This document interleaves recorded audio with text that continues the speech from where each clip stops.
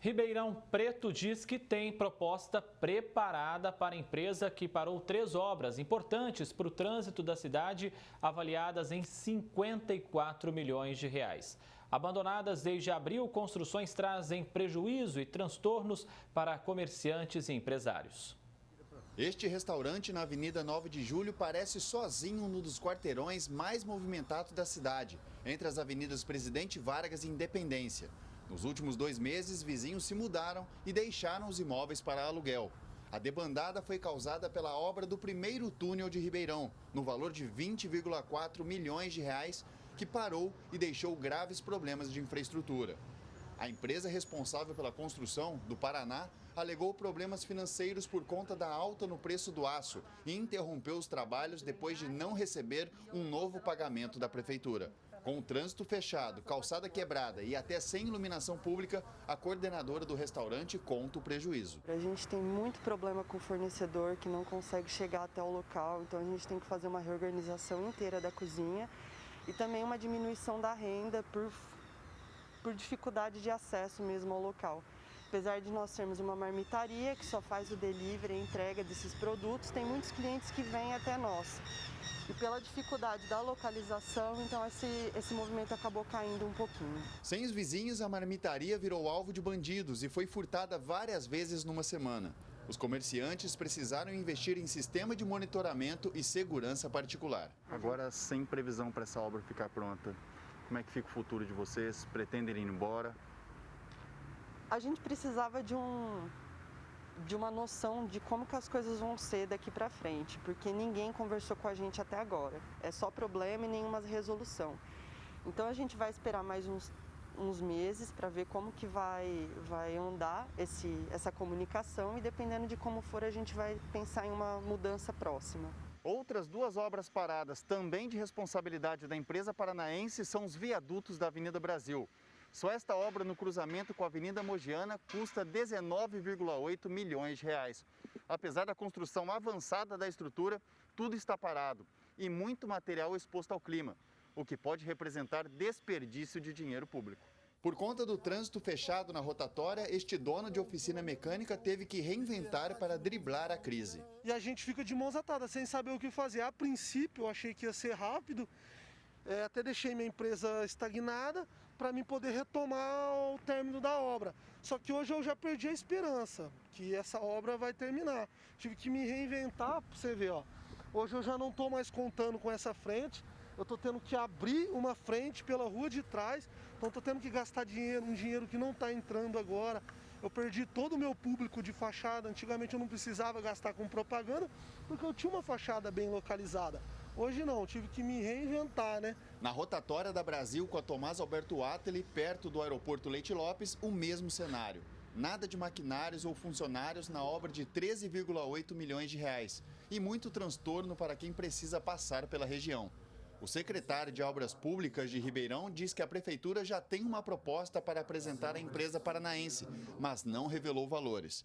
A expectativa é que tudo seja retomado na semana que vem. Nós estamos finalizando o nosso entendimento de reequilíbrio econômico-financeiro com a Contersolo para que ela faça a retomada destas obras. Chegamos a uns índices que a prefeitura entende ser viáveis para esse reequilíbrio. E essa semana nós apresentamos esses índices à empresa Contersolo. Ela vai então, até o final da semana, no máximo no início da semana que vem, apresentar para a prefeitura os seus cálculos e a sua proposta em cima daquilo que a prefeitura apresentou. Caso a negociação não vingue, o contrato deve ser cancelado. Com uma nova licitação aberta, as obras devem ter uma nova empresa só depois de 4 meses.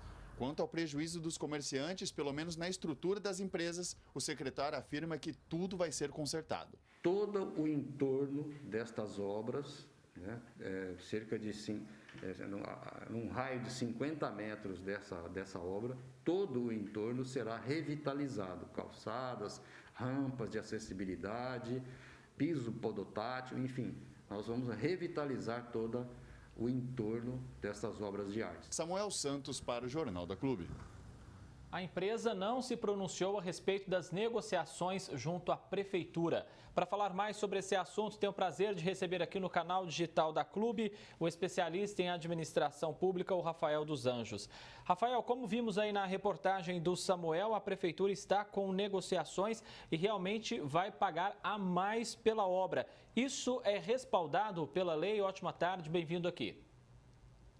Boa tarde, André. Boa tarde a todos vocês que nos assistem no Jornal da Clube. A gente precisa sempre lembrar que uma obra, por si só, independente da natureza dela ser pública ou privada, ela envolve diversos aspectos que não são simples. Tem uma complexidade muito grande na execução de qualquer obra. Numa obra pública, precisa se tomar muito mais cautela, porque a gente está falando de um recurso que não pertence a ninguém individualmente, mas a todos coletivamente. E são muitos detalhes, muitas planilhas. Então, para poder verificar essa legalidade, a gente precisa partir de alguns princípios. Primeiro, teve alguma situação no fato, na situação fática que a gente chama, que teve um desequilíbrio contratual, como, por exemplo, teve um reajuste nas matérias-primas. Isso não basta só ser dito, tem que ser comprovado por meio das notas fiscais. O que teve? Teve itens que estavam na planilha que não foram previstos durante a licitação, então tem que ser adicionado esses itens que às vezes se falham na hora de fazer a elaboração do edital. A grande questão é observar que seja dado o mesmo desconto que foi dado na licitação, seja dado nesse acréscimo de itens, porque a empresa ela topou fazer a obra, né? Ela fez a proposta dela de acordo com aquele desconto. Então, isso já está na planilha de preço dela. A gente precisa pensar sempre no interesse público. A grande questão que preocupa é assim, não dá para voltar no tempo. A gente tem que pensar o daqui para frente e pensar no objetivo maior, de que é entregar essa obra para a população de Ribeirão Preto. Agora, Rafael, segundo o secretário de Obras, esse aditivo que vai ser pago é referente ao que já foi feito da obra, não é o total. Se lá na frente a empresa parar tudo de novo e pedir aí mais dinheiro para a Prefeitura, como evitar todo esse cenário novamente? Exatamente, esse é um ponto extremamente importante. A gente precisa pensar na questão da entrega da obra. O maior objetivo do poder público é poder entregar essa obra para a população de Ribeirão Preto. Então, o interesse não é pagar reajuste do que ficou no passado, mas sim daqui para frente, o que impactou na obra para poder, se realmente se constatar a necessidade disso, poder se concluir a obra. Então, a gente precisa pensar e estruturar todas as decisões e os atos públicos com base nisso, para que não se cometa nenhuma ilegalidade. Então, a população precisa estar atenta, a Câmara de Vereadores precisa estar atenta, o Ministério Público precisa estar atento, para poder não se ter um jogo de planilhas, que a gente chama, que aí fica uma discussão entre o tecnicismo e aí foge da prática e é onde situações lamentáveis acontecem em diversas cidades. O maior objetivo do poder público é entregar essa obra para o cidadão. Uma obra parada custa muito para a população.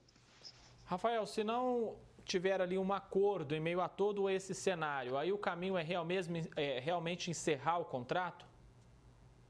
Sim, se a empresa não tiver como fazer a gestão da obra e entregar essa obra até o final, fazer a total execução dela até o final, sim. Só que esse caminho não é o melhor para a administração pública. Por quê? Se a obra ficar parada, vai ter que se colocar técnicos locais para se analisarem item a item do que foi executado na obra e o que não foi executado.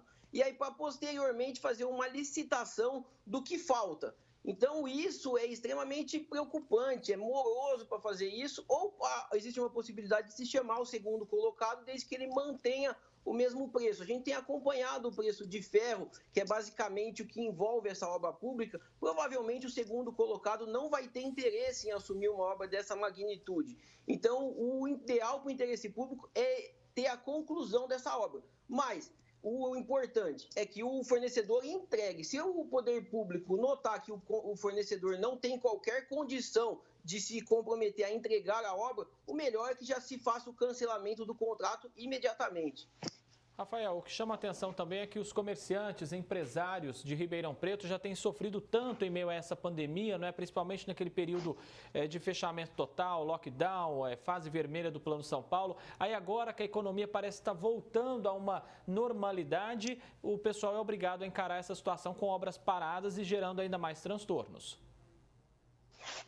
André, o importante no poder público é se ter transparência. O empresário, ele precisa de previsibilidade. Você vê pelas falas dos dois empresários que a reportagem ouviu, os dois falam isso. A gente não tem previsibilidade, a gente não sabe quando vai acabar, não tem comunicação adequada. Esse é o papel de transparência da prefeitura, de uma transparência ativa. Ela precisa ir com as suas equipes, chamar as pessoas que vivem ao entorno, as pessoas que têm comércio ao redor da obra e falar qual que é a situação real. A gente não consegue mais acreditar em pessoas que não se comprometem com isso. Precisa tudo ser tratado com transparência. Problema existe, obra pública sempre vai ter um problema ou outro. O que precisa é ser dado transparência, que seja se colocado às claras com os cidadãos para poder não ter expectativas falsas. Quando se tem expectativa que não tem uma base real é que se começam as frustrações. E o que a gente precisa nesse momento, ainda mais no momento de pandemia, é previsibilidade. E isso é totalmente possível de ser feito nessa obra que a reportagem mostrou.